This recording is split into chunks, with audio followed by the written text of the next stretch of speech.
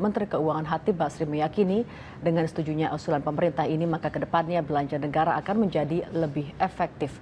Apakah revisi asumsi makro ini sudah sesuai dengan kondisi yang ada saat ini?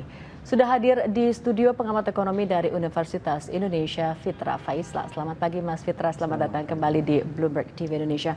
Mas, jika mungkin DPR sudah menyetujui tanpa, mungkin tidak ada sebenarnya yang mengejutkan. Ya. Semua asumsinya sudah diajukan oleh pemerintah dan sepertinya baik-baik saja. Itu apakah memang kenyataannya sesuai dengan kondisi saat ini? Iya, saya kira perubahan yang cukup signifikan mungkin di sisi asumsi nilai tukar. Itu pun sudah sesuai ekspektasi ya. Dari level 10.500 si APBN dirubah hingga mencapai rentang 11.500, 11.800. Artinya ini sudah sangat sesuai ekspektasi. Perubahan nilai tukar ini memang tidak bisa dihindari lagi ya. Memang ini harus dilakukan karena kalau tidak itu beban defisit kita akan mencapai mungkin mencapai 5%. Yang artinya ini melanggar Undang-Undang Keuangan Negara Nomor 17 2003 Pasal 12 di mana maksimum defisit adalah sebesar 3%. Selebihnya saya melihat tidak ada yang cukup signifikan ya, Mbak Alia. Yang agak menariknya mungkin yang dikatakan oleh DPR bahwa ada sedikit ruang untuk jika pemerintah ingin menaikkan harga BBM. Tapi apakah itu mungkin dilakukan dengan Pak Chatib Basri juga mungkin itu kebijakan yang sepertinya tidak mungkin diambil oleh pemerintahan saat ini? Apakah akan menanti pemerintahan nantinya yang terbentuk Oktober atau justru malah ditunda hingga tahun depan? Untuk bisa menjawab itu kita bisa melihat sebenarnya asumsi dari inflasi yang kemarin disepakati dari 5,3 sampai 7,3% ya. Rentang ini sebenarnya cukup strategis ya, artinya diskresi pemerintah di sini masih cukup memadai.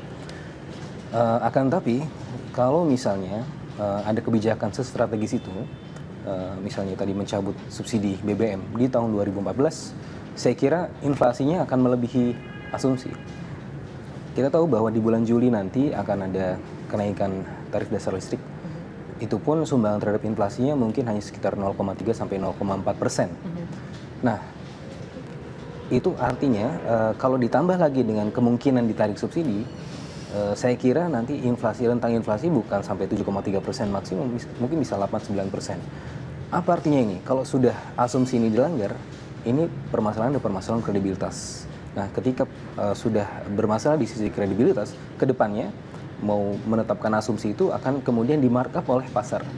Ketika kita misalnya pemerintah menyatakan asumsi kita adalah inflasi sekitar 5%, pasti pasar akan melakukan markup karena memang tidak bisa dipercaya lagi. Nah, oleh karena itu mungkin saya bisa menjawab di sini, ini artinya di tahun 2014 kalau misalnya pemerintah mau berusaha kredibel, tidak akan terjadi penarikan subsidi BBM. Tidak akan dilakukan untuk tahun ini meskipun pemerintahan sudah berganti Oktober nanti. Mungkin akan dilakukan kalau untuk tahun depan mau tidak mau sepertinya akan dilakukan oleh pemerintahan yang baru itu apakah lebih ke semester lebih ke awal atau mungkin mau dihindari untuk agak terakhir juga atau mungkin bagaimana mungkin proyeksi dari Anda sendiri? Oke. Untuk mungkin 100 hari pertama mungkin kita tidak akan melihat kebijakan ini akan diambil ya karena ini kan bulan madunya pemerintah dengan rakyat ya. Tapi mungkin saya mengira dan yang sangat ideal dilakukan adalah mungkin di kuartal kedua tahun 2015. Artinya ini tidak terlalu cepat, tapi juga tidak terlalu terlambat. Ya, memang kita harus melakukan kebijakan ini segera ya. Tapi kita juga harus melihat kondisi apa yang sedang terjadi di 2014 ini misalnya tadi. Kalau memang mau diambil di tahun ini, kita melihat ada pemilu, kita juga melihat ada momen Lebaran dan Tahun Baru segala macam dan itu. Plus juga ada gelaran Piala Dunia yang efek inflasinya juga mungkin akan menyumbang ya sekitar cukup signifikan lah ya, terhadap konsumsi masyarakat yang meningkat. Nah ini artinya yang paling ideal untuk dilakukan adalah tidak terlalu cepat dan tidak terlalu lambat hanya di kuartal kedua tahun 2015. Oke, jika mungkin dilihat dengan nilai tukar rupiah dengan rentang yang sudah diberikan oleh DPR agak sedikit memadai di sana dan juga BI sudah mengatakan dengan level barunya ini sehingga 11.800 per dolar itu sebenarnya sudah cukup nyaman. Apakah memang rupiah sengaja dibuat seperti demikian untuk entah mendorong ekspor di sana atau mencoba mengurangi impor atau bagaimana sebenarnya strateginya? Baik. Kita lihat kemarin ekspor di akhir tahun 2013 sempat meningkat ya, sehingga trade balance kita surplus pada saat itu. Tapi kita juga melihat di bulan April dan bulan Mei itu keadaannya lebih buruk bahkan dibanding bulan Juli. Artinya depresiasi nilai tukar yang terjadi sepanjang tahun 2013 kemarin efeknya hanya bersifat jangka pendek. Kalau misalnya tadi Mbak Alia berprasangka bahwa ini sengaja dilakukan untuk meningkatkan ekspor, saya kira efeknya sangat jangka pendek. Ini tidak kemudian menyelesaikan masalah. Permasalahan ekspor kita adalah dari sisi fasilitas ekspor yang kurang memadai, infrastruktur yang jauh dari memadai. Artinya untuk kedepannya mungkin bisa saja dilakukan ini efek kesengajaan ini, tapi saya kira sih pemerintah tidak cukup gegabah untuk menyengajakan nilai tukar terdepresiasi supaya ekspor kita meningkat, karena memang kasus Cina berbeda. Tapi banyak negara maju yang melakukan seperti di Tiongkok juga melakukan. Cina berbeda. Infrastruktur mereka sudah lebih dari cukup untuk kemudian menopang aktivitas ekspor di jangka panjang. Nah, artinya ini perlu ada policy mix antara kebijakan moneter dan kebijakan fiskal. Di sisi kebijakan fiskal melakukan akselerasi atau pertumbuhan infrastruktur, sementara di sisi moneternya juga melakukan usaha-usaha untuk menopang itu. Misalnya kalau dibutuhkan intervensi untuk kemudian melemahkan nilai tukar, meskipun intervensi yang tidak seketat di Cina. Cina kan lebih ke arah fixed exchange rate ya. Tapi kita di sini bagaimana nanti menopang kebijakan ekspor ke depan. Artinya ini perlu policy mix dan ini tidak bisa semata-mata karena nilai tukar.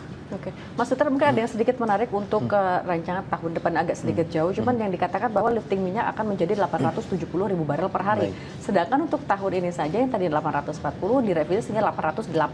Itu lonjakan yang cukup lumayan dengan hanya mengandalkan blok cepu. Apakah itu mungkin? Saya kira ini lebih ke faktor politis ya, bahwa pemerintah sifatnya optimis. Itu iya, memang pemerintah di mana-mana optimis tapi tidak realistis. Optimism memang salah satu faktor yang paling dominan dari pemerintah, karena ini akan memicu kemudian geliat pasar. Tapi kita juga melihat jangan-jangan optimisme ini merupakan optimisme yang tidak berdasar seperti yang Mbak Alia katakan tadi ya. Karena kalau kita melihat target lifting minyak yang sampai 870.000, sekarang asumsi yang ada 818, itu tidak akan bisa tercapai dalam 1 tahun tanpa ada investasi yang memadai juga di sektor perminyakan tadi ya. Dan untuk menggandeng investor itu masalah lain gitu. Nah, untuk kedepannya, untuk jangka panjang, selain ada mungkin proses eksplorasi minyak gitu ya di tempat-tempat baru, juga digalakan usaha untuk meningkatkan energi alternatif, penggunaan energi alternatif. Karena kalaupun kita bisa menemukan tempat-tempat baru berdasarkan beberapa penelitian, paling lama kita 15 tahun ke depan ya bisa kemudian mengandalkan sumber daya energi minyak ini. Setelah itu, setelah 3 periode kepemerintahan, sudah kita tidak bisa melakukan apa-apa lagi. Itu ada tadi. Makasih Mas Fitra atas kehadiran di studio Bloomberg Indonesia, dan pemirsa, kami akan kembali dengan informasi mengenai optimisme Badan Koordinasi Penanaman Modal atau BKPM bahwa kegiatan politik di kuartal